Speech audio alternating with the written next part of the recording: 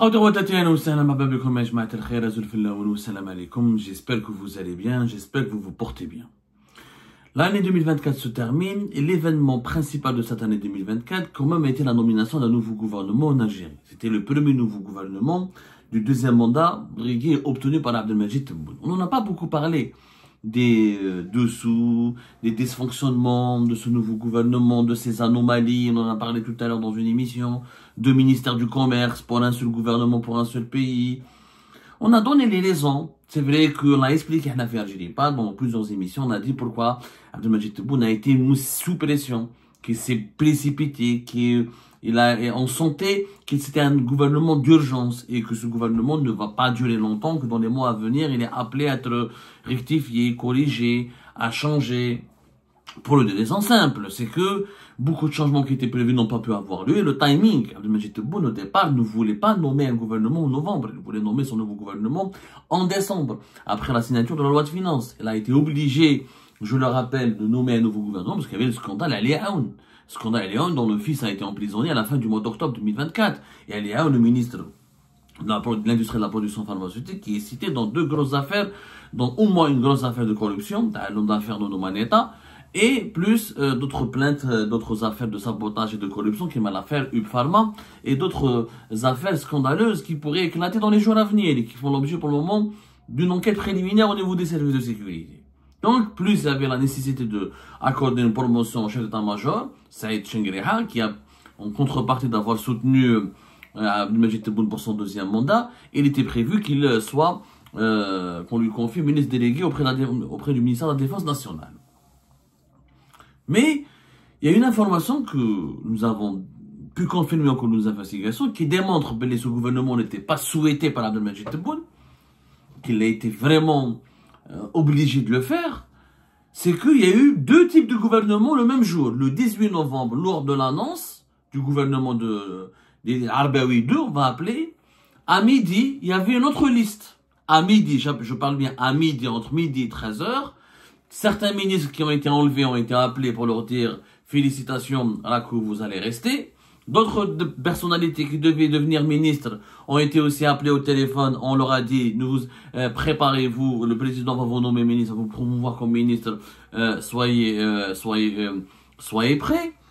Ça, c'était à midi, entre midi et 13h. Et comme par hasard, entre 16h et 17h, c'est un autre gouvernement qui a été formé. Les personnes qui ont été appelées à midi, on les a pas rappelées. Et on a appelé d'autres personnes à 16h et 17h pour leur dire, voilà, préparez-vous, vous allez devenir ministre, vous êtes nommé ministre. Alors, qu'est-ce qui s'est passé? Entre midi et 13h, ce sont des conseillers de la présidence de la République qui ont appelé des personnalités. Certains ont été en poste pour les assurer qu'elles vont rester en poste. D'autres qu'elles n'étaient pas encore en poste pour leur dire, préparez-vous à la fin de la journée, on va vous nommer ministre. Et le premier ministre qui sera chargé de nommer ce gouvernement va vous appeler, en l'occurrence Nadel Arbaoui. Alors que Nadel Arbaoui, lui, vers 16h et 17h, il a appelé d'autres personnes. Il avait deux listes différentes. La première liste qui était à midi et 13h a été changée, modifiée pour aboutir à une autre liste entre 16h et 17h. Incroyable instabilité. En 3-4 heures, tout a changé. Les personnes qui ont été appelées, qui ont été contactées à midi, ils s'attendaient à ce que la fin de la journée soit nommée. Et à la fin de la journée, ils découvrent que leur nom ne figure pas dans ce gouvernement, que d'autres noms figurent. Et les personnes qui ont été appelées à 16h, à 17h, ne savaient même pas qu'ils allaient devenir ministres. On leur a dit à la dernière minute. Et ils ont découvert à partir de 18h, 19h, qu'ils ont été officiellement nommés au Premier ministre. Situation abracadabresque.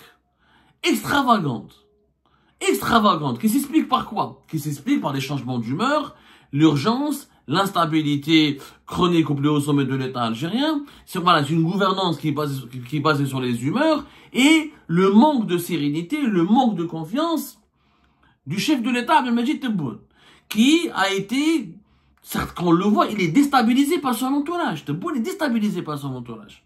Son entourage, il y a aujourd'hui clairement une crise de confiance, Tebboune manque de confiance dans son entourage.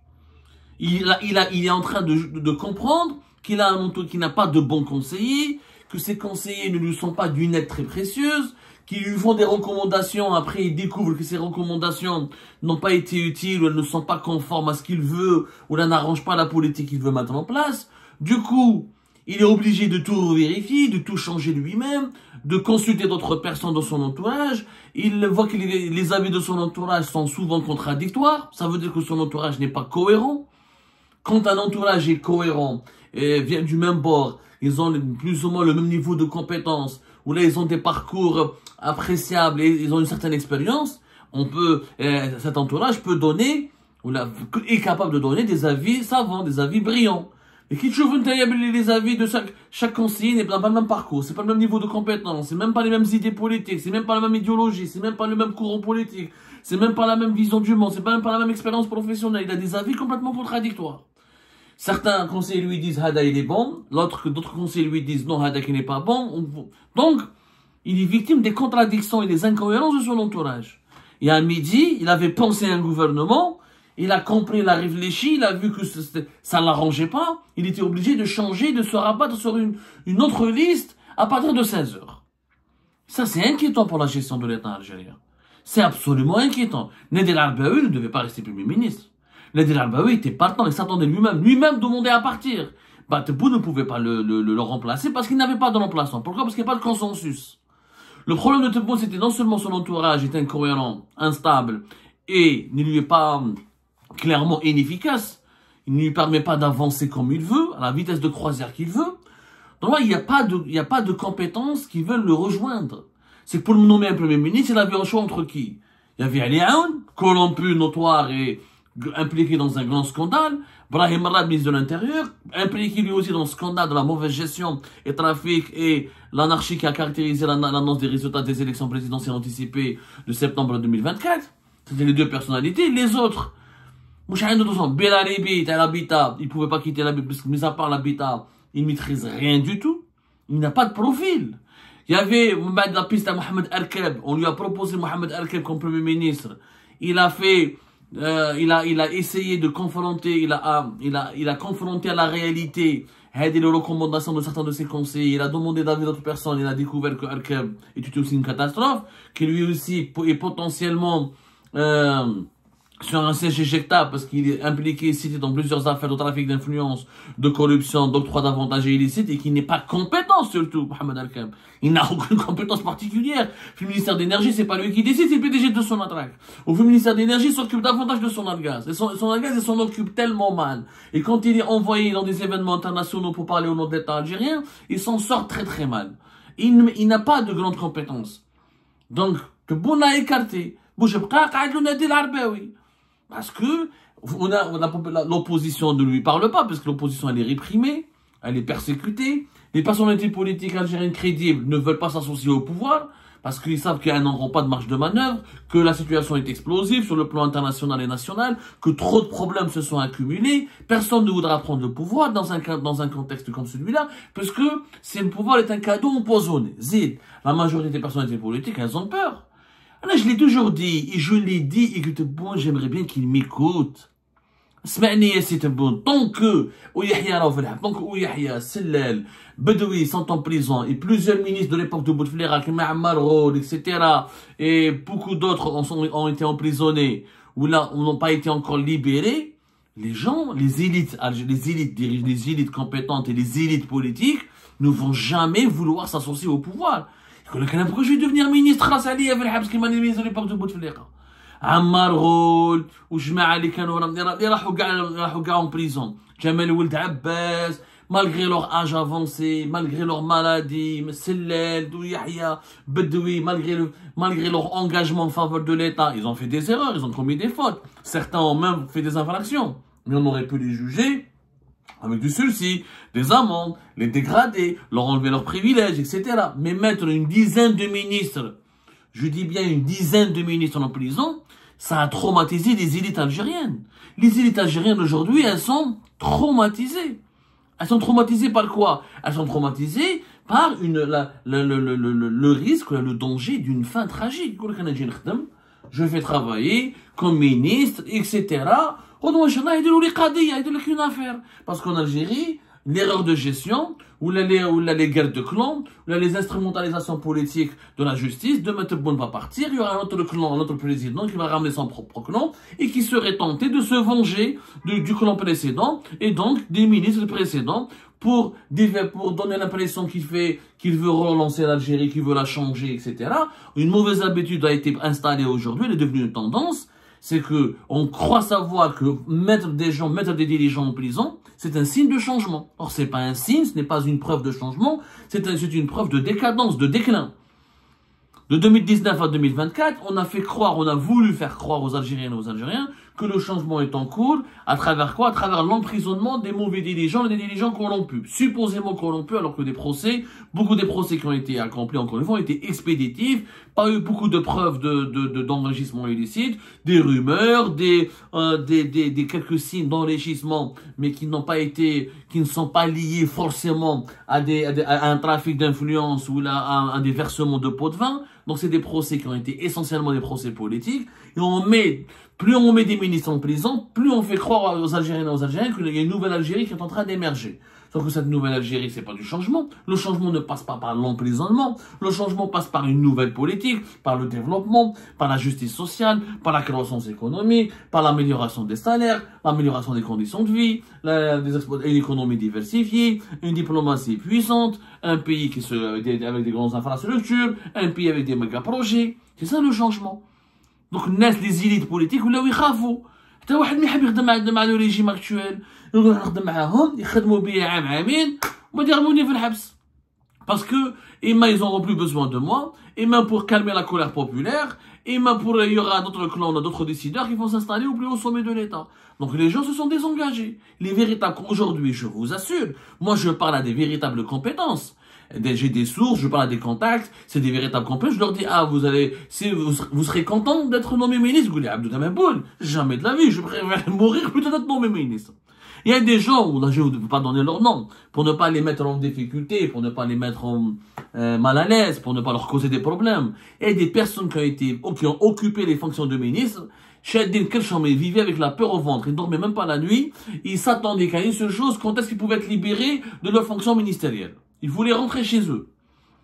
Ils ont été nommés ministres parce qu'ils ont été obligés, qu'un des secrétaires généraux, qu'un des directeurs centraux, qu'un d'anciens wali, ils peuvent pas dire non à Tebboune parce que voilà, le pouvoir algérien, si tu lui dis oui, c'est un problème, si tu lui dis non, c'est encore un plus grand problème.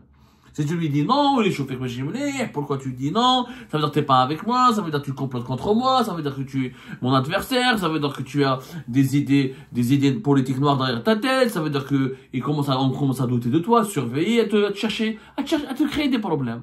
Donc beaucoup ont accepté le poste de ministre à contre-cœur. Et quand ils ont été changés, ils ont été remplacés, ils ont soufflé, ils ont été soulagés. Oh, le gouvernement, les élites algériennes ont peur.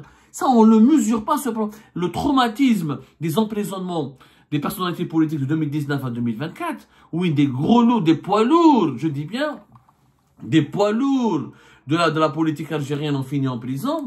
Quel état, ya jama'at al-khair. Quel état. Je me rappelle, on est arrivé jusqu'à un nombre de 18 ministres algériens en prison. Ou 18 anciens ministres, ou un gouvernement vrabs. Non, c'est pas possible. Ça, c'est vraiment impossible. L'année, c'est devenu quelque chose d'une banalité consternante, mais une dérive très dangereuse. Très, très dangereuse. Qui a fait peur, qui a instauré, une terreur qui a terrifié les élites algériennes. À un moment donné, donc Tebboune n'avait pas le choix. Pour composer un nouveau gouvernement, il doit utiliser des personnes de son entourage, de ses connaissances qui acceptent de lui faire confiance encore et de se sacrifier pour lui, ou là des personnalités des jeunes, ou là des personnalités politiques qui sont encore amatrices, qui n'ont pas d'expérience, inexpérimentées, des personnes vierges entre guillemets. Or ces personnes vierges n'ont pas le temps, n'ont pas été préparées pour devenir ministres, n'ont pas de compétences d'expérience particulière, n'ont pas de compétences particulières pour faire pour faire appel à d'autres d'autres ministres à des gens qui viennent du secteur privé. Les gens ont peur. Moi, je parle beaucoup de managers, ils disent que je préfère le PDG, je préfère l'homme d'affaires, ou je draine la politique, parce que la politique en Algérie maintenant, elle est devenue synonyme de problème, synonyme de potentiellement de prison, synonyme de disgrâce, synonyme d'attaque, de procès en justice, synonyme de mise en cause permanente, synonyme de diffamation, d'atteinte à la vie privée en permanence. C'est pour cette raison que nous avons eu on a eu deux listes de ministres, finalement on a eu deux gouvernements en une seule journée.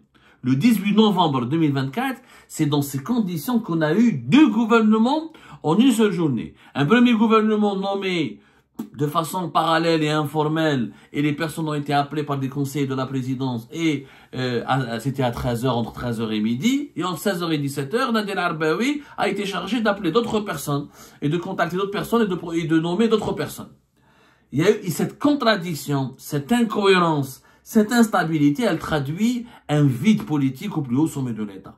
Le pouvoir algérien, à force de réprimer, à force de persécuter, à force d'emprisonner, il s'est isolé. Il n'attire plus les élites politiques les plus compétentes, les plus brillantes, les plus intéressantes.